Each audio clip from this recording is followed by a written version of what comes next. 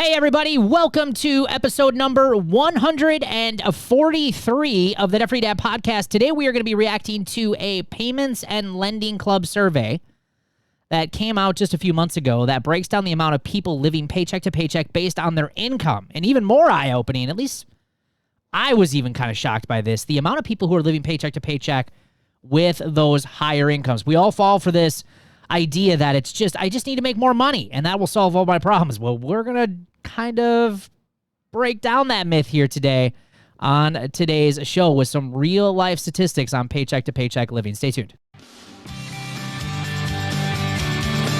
Welcome to the Debt Free Dad podcast, where we're helping normal, everyday people learn how to save money and kick debt so they can live a happier and stress-free life. Now here's your host, Debt Free Dad, Brad Nelson. Hey, how is everyone doing today? You can find me on Facebook, TikTok, YouTube, and Instagram. Just search Debt Free Dad, and welcome to today's show. Remember, to get all the resources, show notes, and links for today, head over to balancedcents.com/143. That is balancedcents.com/143. So as you guys remember, we've been doing some of these reaction episodes here this season, here in 2022, and it's been a little bit since we've done one. But I saw some of these articles come up here probably end of June, July-ish, and I really wanted to talk about these because even I, as a financial coach who helps people get out of debt, take control of their finances, I know a lot about the numbers of what people are dealing with and understanding that income does not determine financial success and all of that stuff. But even still, seeing some of this information was still kind of eye-opening to me. And I'm in front of this stuff all the time. So I want to share this with you guys because I think there's a lot of us, like I mentioned in the intro, and you guys, Amber and Ryan, I'd be interested in what your take is. But, I think we all fall for this idea that, if I just make more money, all my problems are going to go away, or life would be easier, or, when I get to this point, then it's going to be good, right? And what I found, at least personally, was that as my income went up, or I got a bonus or a raise or whatever it might be, it was more like, what more can we get? What more can we spend? What bigger payments can I afford, right? It never really fixed the problem. No, it was always like that for us too, where I was like, yeah, I'm going to get just got a raise. This is exciting. And then my thought process at the first was like, yeah, I'm going to pay off this, or I'm going to pay extra on that. But it never came down to it when the paycheck came in. Yeah. Like we always saw something that was like, oh, well, I kind of need that. Did I need it? No, it was probably a want. Right. Yeah. You always need it, right? Yeah. In the moment. Right. Yeah, I mean, moving out of state for us, I mean, we moved out of state years ago, moved to a state that had a lot lower, standard of living, from an income standpoint. So our income didn't go down, but our standard, that standard of living, the cost of living wasn't as high as where I moved from. And it was like, kind of like an instant raise when we first moved. And so it was like, oh, we're going to have it made. This is easy. I mean, man, we can save so much money by doing this. And like, same thing, if you have what we just learned is just poor financial habits are with you. I mean, just look at all the people. There was just an article I think I just read about Mike Tyson, about how much money he made hundreds of millions of dollars. And now he's worth just a tiny fraction of that. And I mean, it's just, if you have bad financial habits, it doesn't matter how much money you have. It doesn't matter if it's that next check, the next raise. You could have $1 million dropped in your lap. And if you're terrible with money, you're going to be broke. Yeah. It's amazing how, you mentioned like Mike Tyson, but it's amazing how like that, we even see it with social influencers now, and the ones that come to mind. Have you guys seen the Island? Is it the Island Boys? You guys seen those guys, the tattooed guys? Oh, you guys haven't. Okay, when you guys go on, you will thank me. It's fantastic content. Anyways, but a lot of these like social influencers, even in the digital marketing and even in the online course world, like what I do, running an online business, It's amazing to me how many of us are attracted to that though. You know, that flashy, flashing money, fancy stuff, going on awesome vacations, big house, nice cars, nice clothes.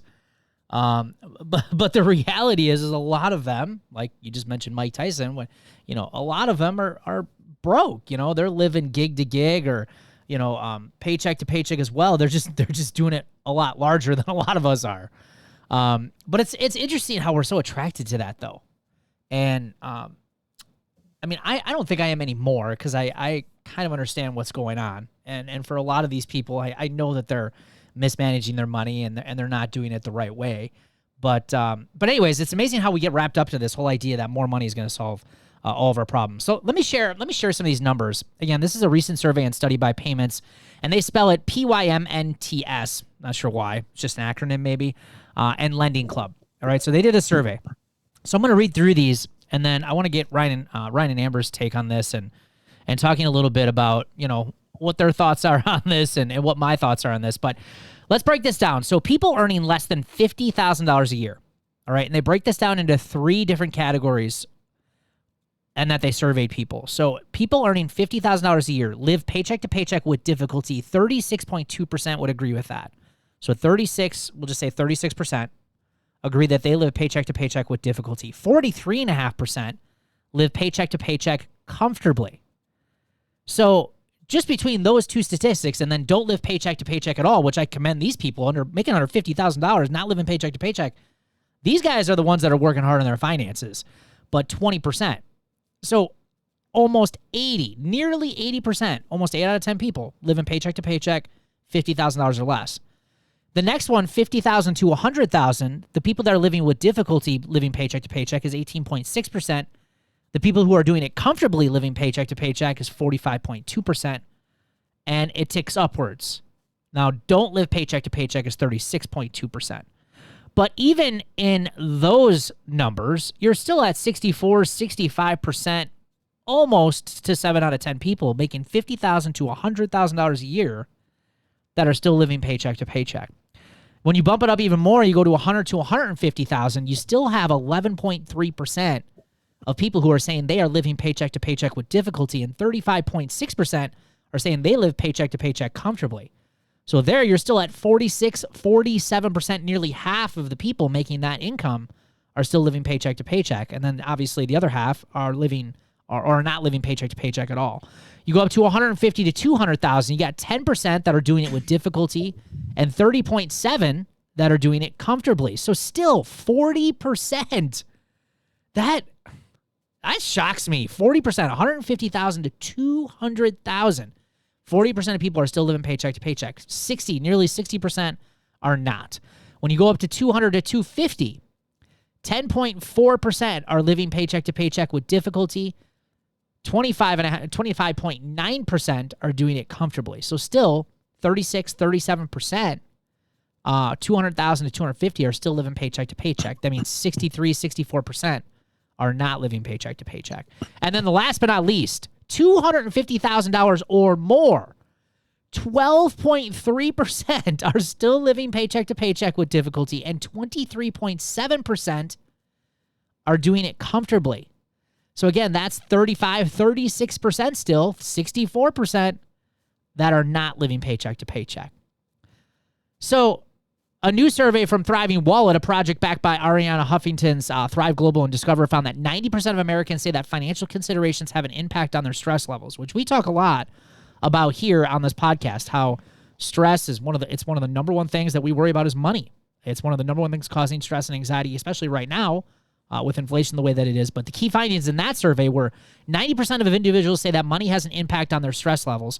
About 65% report feeling that their financial difficulties are piling up so much they can't overcome them. 65%. That is a big number. Roughly 40% report that they are actually currently taking no notable steps to secure their financial future. That's 4 out of 10 people who are just like, I ain't doing nothing about this, right? Over 40% wish that they could have a fresh financial start, and less than 25% feel extremely optimistic about their financial future. Nearly 25% make purchases they later regret when experiencing significant stress, and 40% say managing their money on a daily basis limits the extent to which they can enjoy their day-to-day life. We talked about that one podcast episode, right, where people prioritize taking care of their houseplants. You remember that one, guys? Yeah, that was interesting to me. Yeah. So what are your guys' take on these numbers? Because here's what, can we go back up to the top where it's like living paycheck to paycheck comfortably? Like, yeah, right? What is that? Comfortably? Like you can comfortably without, I don't know. Like, I mean, I would say, I mean, this is, I mean, for me, this is how I felt we lived. I felt we lived paycheck to paycheck comfortably. We never, I mean, I'm not going to say we never had a moment or a week or a month where maybe it was pretty tight, but overall, month to month, it was, we could pay our bills. We were never behind. We never like had an overdue kind of late fee. Our credit report always showed everything was on time. So like, that's, to me, that's what I would describe. That's how when you say comfortably, that's how I'm like, there was never months where we were like trying to decide, like, don't buy groceries because we have to pay the water bill, or don't do this. We kind of lived our life pretty much normal. And then had the occasional month where it was like, okay, we can't spend anymore because we're really, really like, we got like $50 left. But it wasn't like that every single month. It was just, there were months that it was like that. But for the most part, the day-to-day life was fairly comfortable. Right. And I would put myself in that category for the most part, outside of when things got rough when I started to, foreclose on my house. And, there were some tough spots there. But for the most part, I would say I was probably in the same way. I guess I would classify it as. Those statistics are kind of scary because, I mean, comfortably, yeah, but until what happens? Yeah. Mm-hmm. When something happens, you're no longer comfortable. Right. And I don't think anybody should be sitting there comfortable with living paycheck to paycheck. Well, that's what tends to happen, is that there's a lot of people who will hear, Amber, you participate in the workshops. You're a big part of being in this business. And it's like, you have heard the people, well, we're doing okay. We don't really need this. And then all of a sudden, a few months later, 6 months later, a year later, whatever it might be, something happens, right? Lost job, got demotion, got sick, whatever it might be, right? And all of a sudden, it's just one financial crisis that takes comfortable to very difficult very quickly. And now all of a sudden, it's like, oh, now I got to do something about this, right? Whereas opposed to if those people who were feeling comfortable, and this is probably one of the most frustrating things about what I do, is because I want to get those people who are feeling comfortable to actually take action. Because if they're willing to take action when they're feeling comfortable and things are okay, they are actually in a position to make much faster progress than, say, working from a point of crisis, right? Where you're behind on bills, or you have to get caught back up, or things are messy and stressful, right? You're not going to be nearly as efficient and work nearly as hard in that situation, at least initially, as you would if you would just say, you know what, I'm doing okay, but I want to do better. But you're right. People are just, they're literally comfortable paycheck to paycheck living is one event away from being very difficult or crisis to crisis living. And it happens very quickly. And that's what happened to me. I lost my house and went into foreclosure. Yeah, I was able to pay my other bills and stuff, but that was a scary time. Losing my place where I'm going to live. Obviously it's going to take a hit on my credit. How am I going to be able to rent anything in the future? Like, that was very scary, and all the emotions that went with it was one of the reasons, again, why I decided to finally, okay, I'm not going to ever, hopefully, fingers crossed, right? We'll never have to experience like something like that ever again. So that's why I took action. And so, yeah, you're absolutely right. And the fact, so these numbers, when they start going up, you're starting to get up to the $150,000. There are still 40% of the people living paycheck to paycheck. So, you might have the average family are earning $67,000, $70,000 a year, thinking, yeah, if I earn $100,000 a year, I'm going to have it made. Yeah. And that's just not the case. It's not the reality. Right. Yeah. And I think, what you got to ask yourself is if you're not able to manage $50,000, $60,000, $70,000 a year, what makes you think you're going to be able to manage more? But it's amazing. Exactly. It's amazing how good we are at telling ourselves that we would. Oh, when I get to that point, I'm going to straighten up. Life's going to be so much easier. I'm going to be more responsible. I'm going to invest. I'm going to pay off my debt. I'm going to build an emergency fund. And then all of a sudden it's like, oh, Amazon. Oh, new car. Oh, vacation, right? And before you know it, you're not doing anything, the things that you planned on, right? Well, and I think sometimes too, and I mean, I did this too. If you're in one of these brackets and you're thinking that next bracket, a lot of us think like, well, if I made that, I wouldn't have any problems. But rarely do we go from making, like, let's say you're in the 50 to 100. You don't typically go from making 50 to 100 to 150 to 200 overnight. It's over a long time, typically, for someone's job. You get more experience, you get promotions, and over the course of all these years, as you get these raises that eventually get you to that 150 to 200 along the way, your standard of living, the things you buy, it eats up that income. So I would totally agree. If it was standard practice, like today I make 50, but tomorrow I'm going to get a job and make 150, I would probably be on board with people's thought process. But it's over a very long haul that you end up making more money. And then it happened to us throughout all of our careers. My wife made more money in certain spots. I made more money in certain spots. And all along that time, it's like those little smaller raises don't do what you think they're going to do, because it's not this big chunk of money all at one time. Right. Yeah, I think about it like Darren Hardy in his book, The Compound Effect, which sits right behind my shoulder here. Love the book. Go check it out. It's amazing. But he has a story that he shares in there, and he's talking about this whole idea of drift, allowing drift to enter your life. And he's like, think about this. Think if you were on an airplane and you took off in New York and the pilot pointed the nose of the airplane just 1 degree off from where its destination is. Well, 1 degree in the first few miles isn't going to make a big difference, but 1 degree after hundreds or thousands of miles is going to put you in a completely different state and city, probably, right? And it's going to be the same thing, like what Ryan's just saying.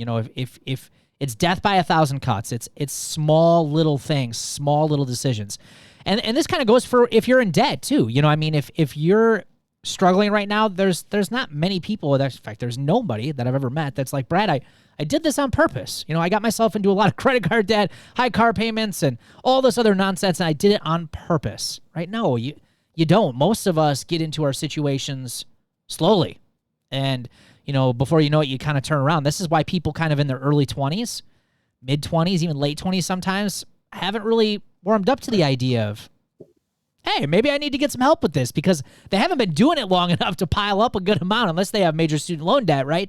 Where they turn around, they're like, holy crap, I've got a lot of debt. It's usually when we start to see like late 20s, early 30s, mid 30s, where people are like, okay, wow, now I'm getting older and this is getting worse. And how do I fix this, right? And I'm seeing even more of it now, which is a good sign.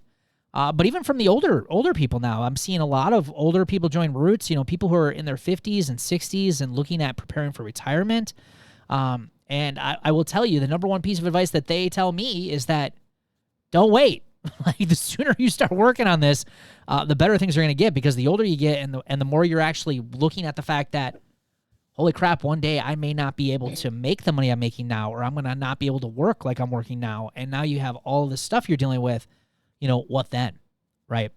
But what I think probably frustrates me the most is that after doing this for 6-7 years now and helping so many people, is that for most people, not everybody, but for most people, the financial stress that we're dealing with in our lives is 100% completely avoidable for most.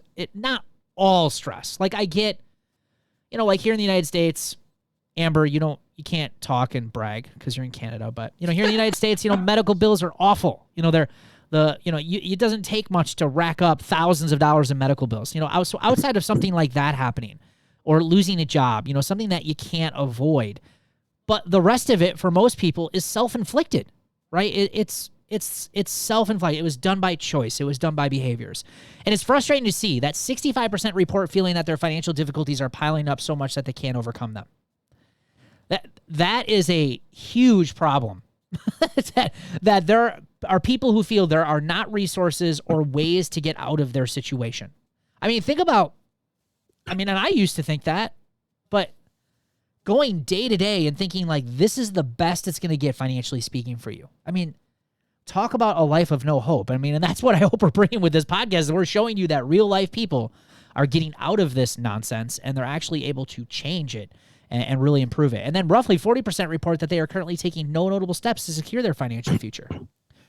That is just, we live in, like, in the United States, and a lot of people complain, like Canada, I mean, a lot of people complain, these, first world, these powerhouse countries, yeah, we've got a lot of issues and challenges, but we also have a lot of opportunity as individuals in these countries to be able to live some pretty amazing lives and be able to do some stuff. And here you are, you got 40% of people that just aren't willing to take any action. What do you guys account to that? Is that laziness? Is that, what do you think that number, is it just, I don't care? I don't give a crap? I think a lot of it's just that I don't understand. I don't understand how to, save. I don't understand how to make better financial. We weren't taught it. Nobody talks about it.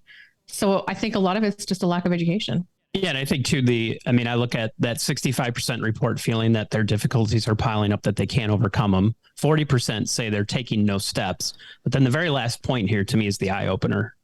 40% say that managing their money on a daily basis will limit the extent to which they can enjoy their life. Right. And I think, so it's like, I'm so overwhelmed and I have so much stress and my money's out of control and I want help, but I don't want to change anything because it might mean that I can't like go out to eat every day. Or it might mean I can't get my Starbucks every day. Or it might mean that I can't go on my vacation that I go on every year that I can't really pay for. It might mean I can't give my kids the Christmas that I can't really afford and I charge every year. Like that, because that was us. I mean, it's easy to say you want to be out of debt, but then that morning, it's like, eating healthy or anything you want to change, right? It's right. Easy to say you want to do this. Yeah. I'm gonna do this. And then like the next morning the alarm goes off and you're like, snooze, right? Yep. And it's the same thing with money. I mean, it's easy to want all your stresses to go away. But like you said, it's on us. We're responsible. A lot of us are responsible for our own choices. And so the choice you're making to go get that Starbucks is giving you the stress. So in order to overcome that, so that's just for me, that's what I see as I see these numbers. The very last one is like, we don't want to change. Like and I was the same. I didn't want to change for years because I would have missed a lot of fun things that I did if I would have like been not going in debt. Right. Yep. Yeah, I compare it to my workout today. So over the summer, I don't do my normal weightlifting stuff, and I don't talk about like weightlifting like you see these big bodybuilders do. It's pretty light weightlifting, right? But anyway, so I take a lot of the summer off because I'm outside, I'm doing other stuff. So today I finally started again. I got to tell you, I did everything to talk myself out of going into there and doing it. But then I did it. And then after I did it, I was like, this is going to be fantastic. I'm going to get back into this. Like, I'm going to eat better. I'm feeling good because my workout's done. And then, 3 hours later, I'm digging in some honey roasted, pistachios that are full of sugar. And I'm just like, oh, these are really good. I'm like, oh, I shouldn't be eating these, but these are so good, right? It's the same. It is. It's the same thing when it comes to your finances, right? It's like we all want to have a better financial life. It's just sadly, like you just pointed out, it's like 40% of people would rather engage in the things that are actually causing a lot more of the stress in their finances than actually cutting out some of those things to help them start to improve. Yeah, no question. And I think too, I mean, I think as you're thinking about that, and if you're like listening to this thinking, yeah, I don't want to change my life. What I learned through this is like, it's not forever. Yeah. You don't have to like give up everything for the rest of your life. This isn't like a death sentence where you can never go out to eat again, or you can never go on nice vacations, or you can never have a new car. It's not what this is. Yes, there is going to be some sacrifice and it is going to take time. Once you get to the other side, you can enjoy all that, but you're going to enjoy it all on a budget, and within your spending, you're going to learn those things to do. And I think people think like budgeting and this debt and getting out of debt or managing your debt and managing your finances is like, oh, I can't have any fun. Like I have more fun now than I used to because I don't have any of the stress or anxiety or any of the worry about how am I going to pay for this. Like right. Yep. We do it because I pay for it, and I have way more fun than I used to. I love my wife and I love Christmas now because we don't have to worry about the credit card bills coming in after the holidays and wondering how we're going to pay for this. It's like we pay for it, it's done. Everyone has an awesome time, and I don't care if they don't play with it. You spend all this money on a toy for your kid and they play with the box, and you're like, what did I buy this thing for? Well, when you pay cash, you kind of it's easier to do that. You don't have that hanging over your head like that. Right. And I think, I mean, at least from my experience and even working with a lot of our Roots members, I think a lot of people tend to find that less is more. And I think a lot of people enjoy their stuff a lot more, and actually doing less, they appreciate things a lot more, especially when they're paying cash. So, yeah, totally agree. But at the end of the day, I mean, a better financial life, I feel personally that is available to anyone who wants it, anyone who's willing to work for it. So if you're one of these individuals who's living paycheck to paycheck and you're either doubting or you lack the motivation to get started, I mean, man, binge this podcast. There's so much great information here that can help you. And at the end of the day, if you're not changing to fix your financial challenges, you're actually choosing the stress that you're dealing with right now. If you're not willing to change it, you are choosing the life that you're getting into. We're going to take a quick break, and we're going to come back with some celebrations. Hey, if you love planners, this is for you. But you know why planners frustrate me? Because they only really get it half right. Now, sure, they're really good and fancy about helping you manage your time, which is really important, obviously. That's what a planner's for. But where they get it wrong is money, the second most valuable resource in our lives. Most planners don't include any financial planning, things like, keeping track of paydays, bills, due dates, spending, yearly expenses, budgets, cash flow planning, debt elimination plans, and goal planning, right? None of that stuff. That's a real pain. And then what? Then you got to create your own in some silly binder, right? And who has time for all of that stuff? So instead, what happens? Nothing, right? A lot of people tend to ignore their finances even more, and things only get worse. Well, that all ends today because I am so excited to announce and release my brand new, totally awesome Debt Freedom Planner. This thing's awesome, by the way. Now, before you say, Brad, I've already got a planner. This is not an ordinary day planner. This is the Debt Freedom Planner, which is a companion tool that works with your day planner, and it's built to help you manage your money, pay off more debt, and melt away financial stress. And I believe this is the tool that a lot of people who want to take control of their finances have been waiting for. So head on over to therealdebtfreedad.com, click on the Debt Freedom Planner in the menu to get access to your planner today. Hey, what's this I see? I thought this was a party! Let's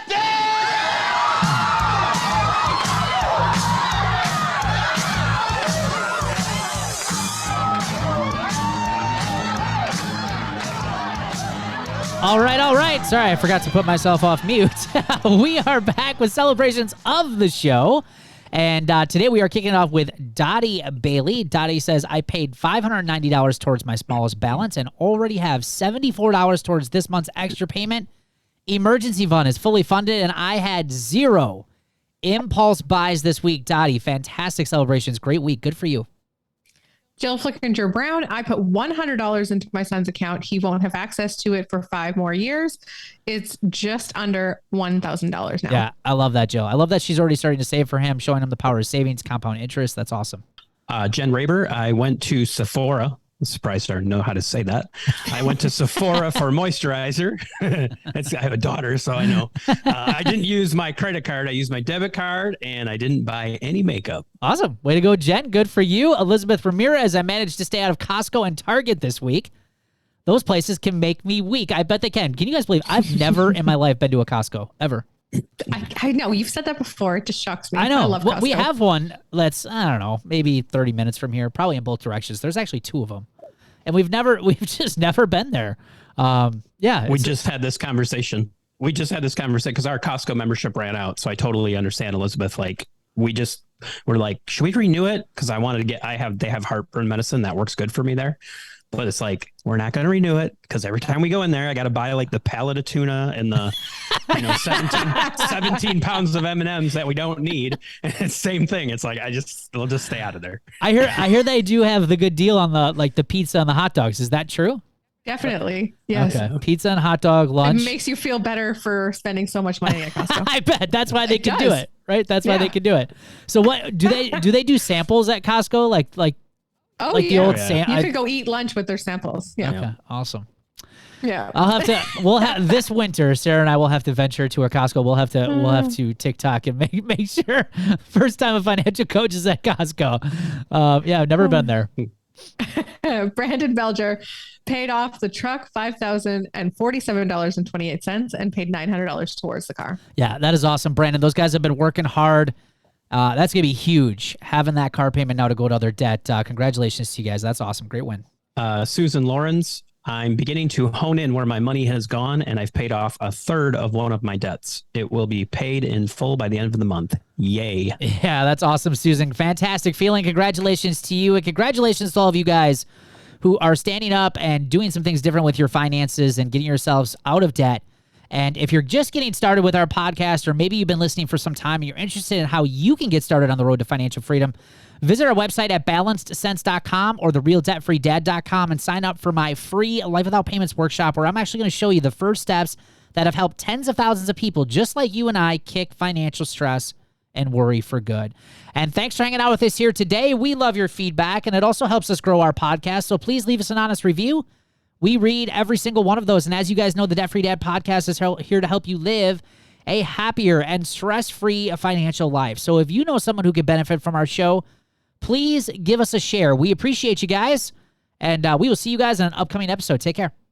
Hey, thanks for hanging out with us here today. We love your feedback, and it also helps us grow our YouTube show. So please give us a like or leave us some honest feedback on this video. And if you want the latest from the show, obviously be sure to hit that notification bell and subscribe to our channel. And for the latest resources, or if you want more information on how to kick debt and financial stress, please be sure to check out the links in this video or head over to therealdebtfreedad.com. We'll see you guys on an upcoming show. Take care.